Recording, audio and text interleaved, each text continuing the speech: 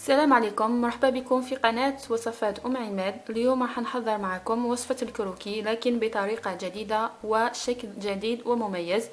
اذا واش نسحقوا في هذه الوصفة؟ هنايا عندي 4 حبات بيض، 3 مغارف كبار من المايزينا، 2 مغارف كبار ونص من الكاكاو، 2 مغارف كبار من الحليب المجفف، كاس من الزيت، كاس الا ربع من السكر العادي. راح نكه بالفانيليا، راح نسحق كميه من الفرينه حتى نتحصل على عجينه، وراح ندير كيس ونص من الخميره الكيميائيه. بالنسبه للسكر نقصت، نقدروا نديروا نفس الكميه من تاع الزيت، كاس زيت كاس سكر. انا نقصت الربع، من الاحسن نقصوا بالسكر. اذا نجوز مباشره الى طريقه التحضير. نبداو بالبيض.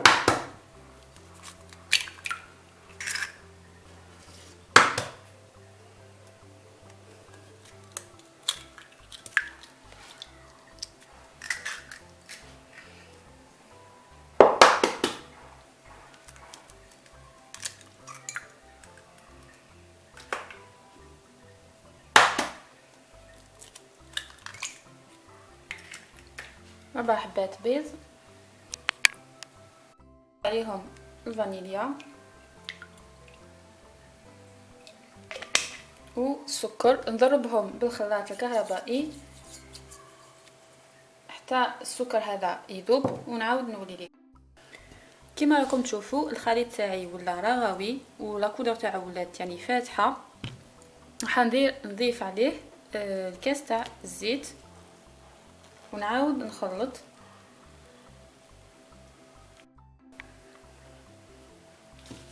اذا دوكا راح نضيف عليه الحليب المجفف 2 مغارف ومايزينا.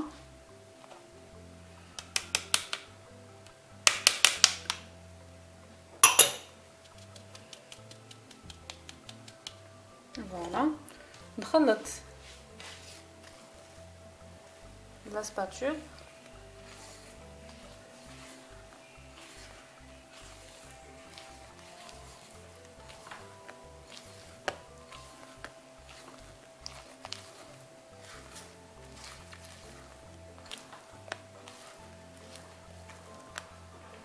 دوكا نخلطو بالخلاط الكهربائي باش كامل المكونات تنسجم، ونعاود نولي لكم باش نكملوا هذه الوصفه. اذا نبدا دوكا باش نزيدو في الفرينه. دوكا حندير 5 مغارف كبار من الفرينه،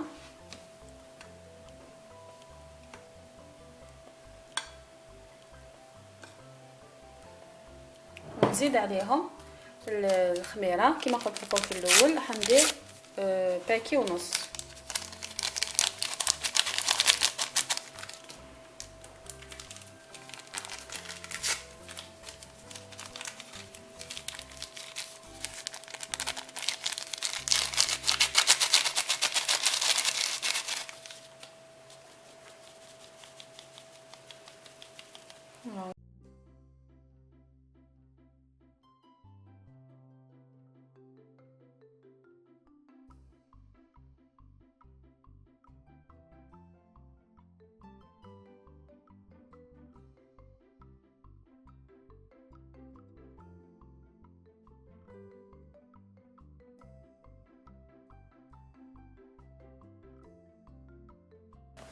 اذا دوكا راح نقسم العجينه تاعي على زوج، نص نخليه هكذا كيما راه، والنص الاخر نزيد عليه الكاكاو.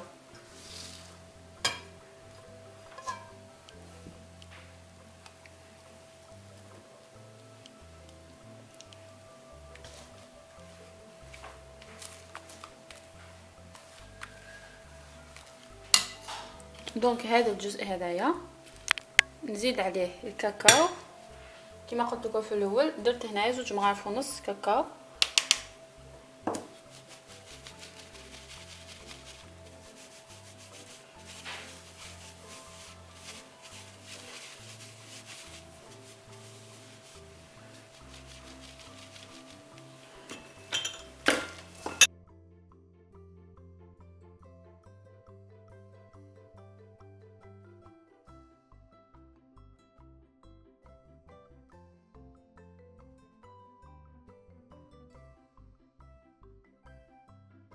دوكا نبداو نزيدو في الفرينه حتى نحصلوا على عجينه. اذا هذه العجينه الاولى، العجينه البنيه كما راكم تشوفوا، خليتها شويه طريه.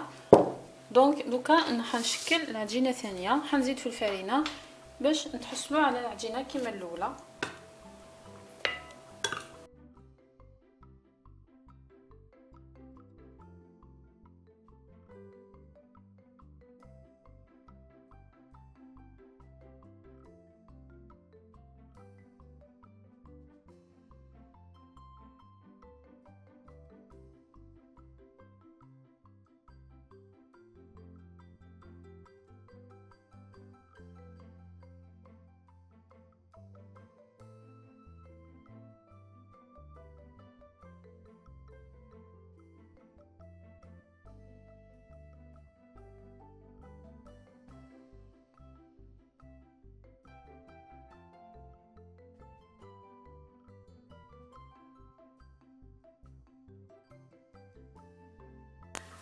اذا هذه هي العجينه الثانيه، العجينه البيضاء.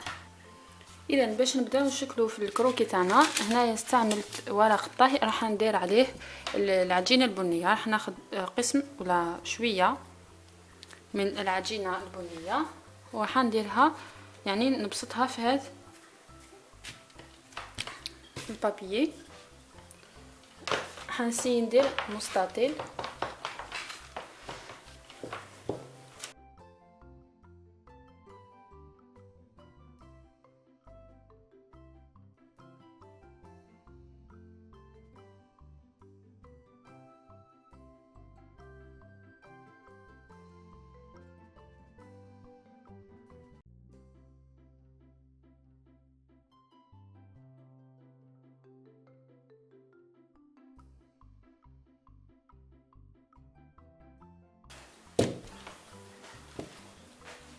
اذا كيما راكم تشوفوا دوكا حنديرها بجهه وحندير نصف من عجينه يعني البيضاء. ناخذ شويه كميه وحنسي نديرها بنفس الشكل تاع العجينه البنيه. اذا فوالا دوكا ندير العجينه البنيه فوق هاد العجينه البيضاء.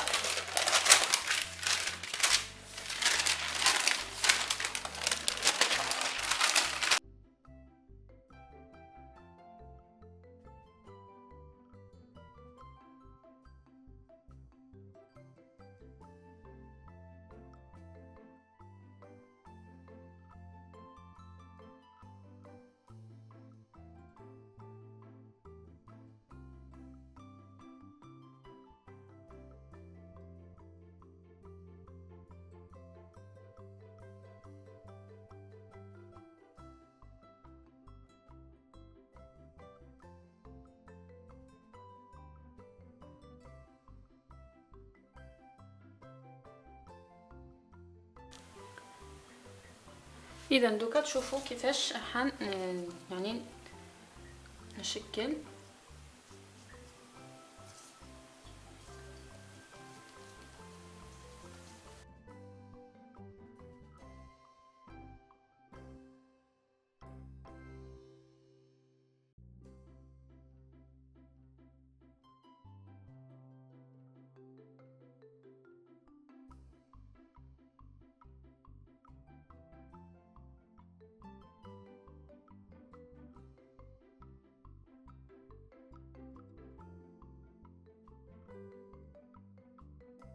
فوالا هذه هي النتيجة كما راكم تشوفوا.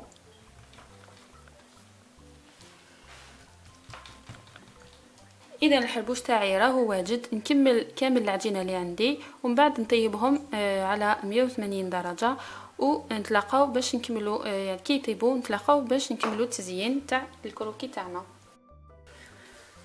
اذا الكروكي تاعي راهو طاب كما راكم تشوفوا، يقدر ينحل في الوسط بصح ما كاش يعني حرج. حندير له من الفوق شوكولا دونك ما يبانش. وهذا لو فيد هذا يعني نقدروا نديكوريوه ونعمروه بالمكسرات.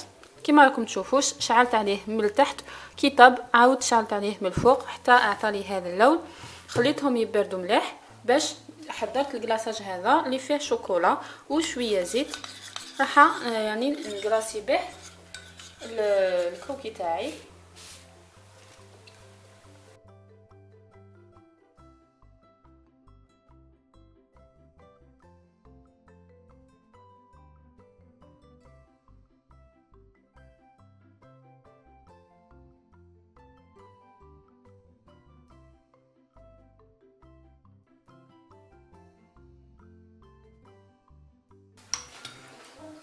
اذا كما راكم تشوفوا هاني يعني غطيت كامل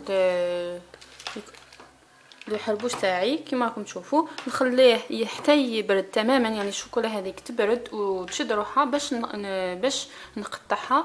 نعاودو نتلاقاو في صحن تقديم. اذا اخواتي وصلنا لنهايه الفيديو. كما راكم تشوفوا الشكل تاع الكروكي تاعي قصير، يعني خليت شوكولا تبرد بعد زينتها بهذا لي زامون دي فيلي ولا الكاوكاوي فيلي اللي عندكم في الدار، ولا تقدروا ديروا اي مكسرات عندكم.